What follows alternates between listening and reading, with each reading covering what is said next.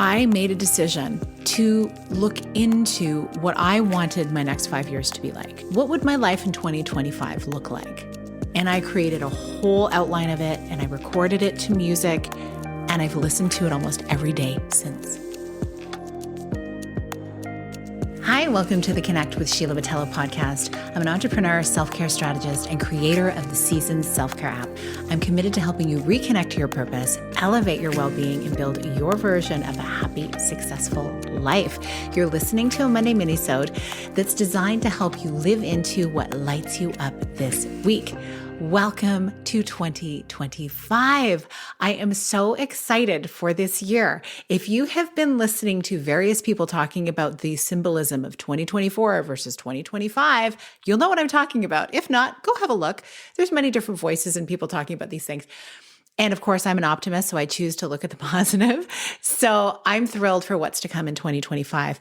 And what is really interesting for me is looking back over the past 5 years. Where were we 5 years ago?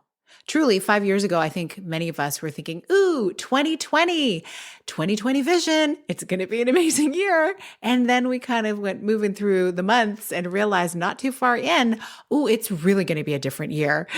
I know that was the case for me. What was very interesting for me, a couple of things. I've always been one who's on top of the headlines in a basic degree about what's going on in the world, because I believe it's really important that we're aware of this world we're living in.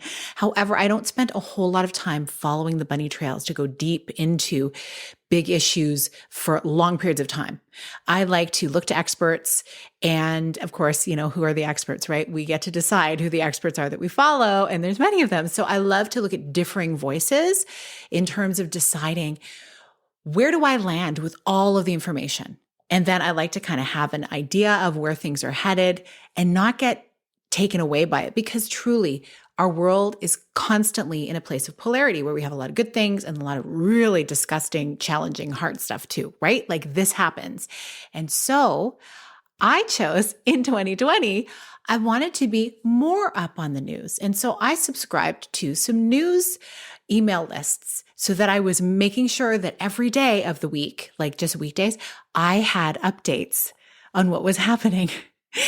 And then, of course, we were faced with a pandemic. And I don't know about you, I got really sucked into the vortex of all of the messages like, oh, now what's happening? And now what's happening? Has anything changed? And we were in our homes and we were so glued to, many of us, what is going to happen next? Because this was so unprecedented.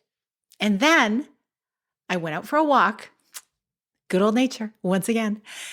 And I really tuned in and looked around me at the beauty of the nature around me, seeing these massive forests of trees and the big rocks and the hills around me and all the things that have existed long, long before we came here. And they've weathered the storms. And I had this download for myself. This is nature. It's still here. We are still here as humanity. And I realized, okay, we've been through stuff before, really, really tough stuff that we didn't know what was going to happen, like our ancestors did too, right? And I realized, wait a second, we're still here. Humanity will weather this storm. There are very smart people out there. We will figure this out. And what do we all get to do? And any time where there is crisis in our life, we get to choose how we respond. And it took me back on those walks, many of them, working through all of the philosophical things going on, how I was choosing to respond, how I was showing up for my family, how I was showing up for my friends and my loves. And I remembered I was also taken back to 2013 when my sister was diagnosed with cancer, and when I was walking down that very, very short journey of her time from diagnosis to leaving this earth, and wondering what everything meant. And wondering, how do we go on? And looking around me without her still in my life, physically, in the physical form, how do we move on? And looking at everybody living their lives thinking, how are we doing this? How are people still going about their days? This is just not right, right? I remember going through that.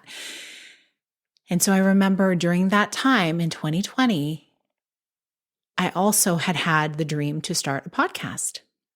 And it was early on in the year, and I had all these plans for it. And of course, with everything shifting, The podcast really turned out to be very similar to what I had initially planned, but I felt like, what do I talk about? How do I speak to hope when there's so much uncertainty? How do I do this?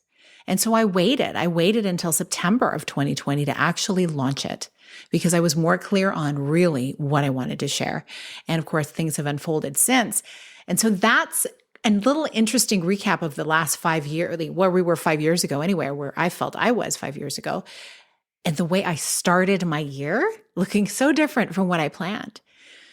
And previous to that time, I had already decided to launch into the new year.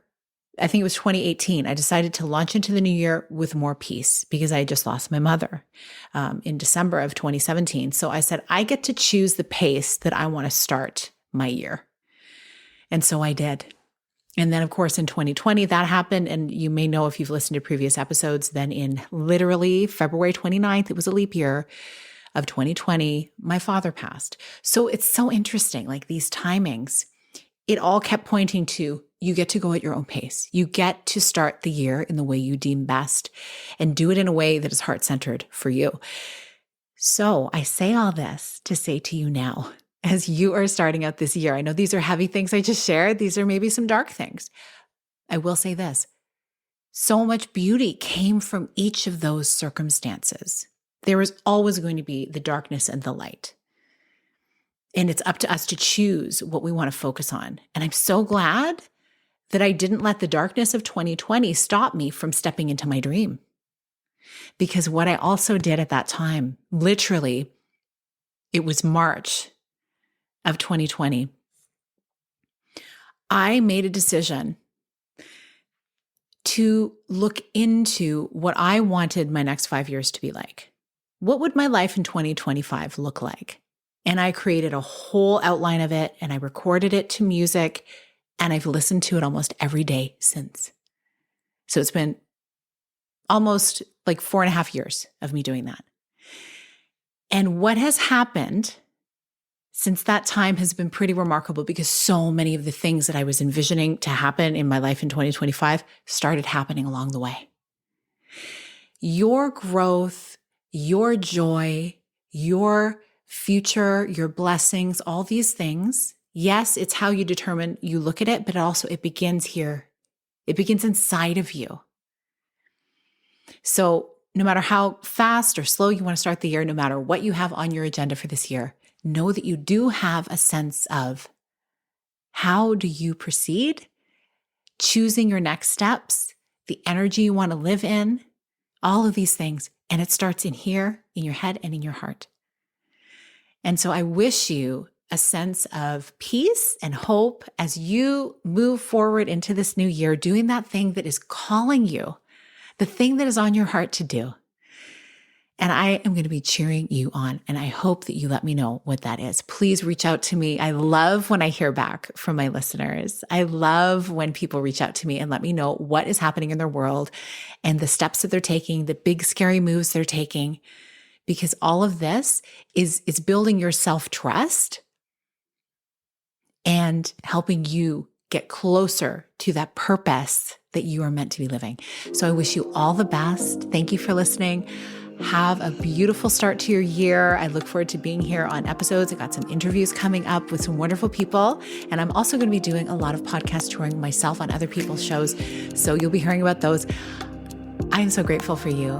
And as always, have a beautiful rest of your day. And I send you all the blessings in the world.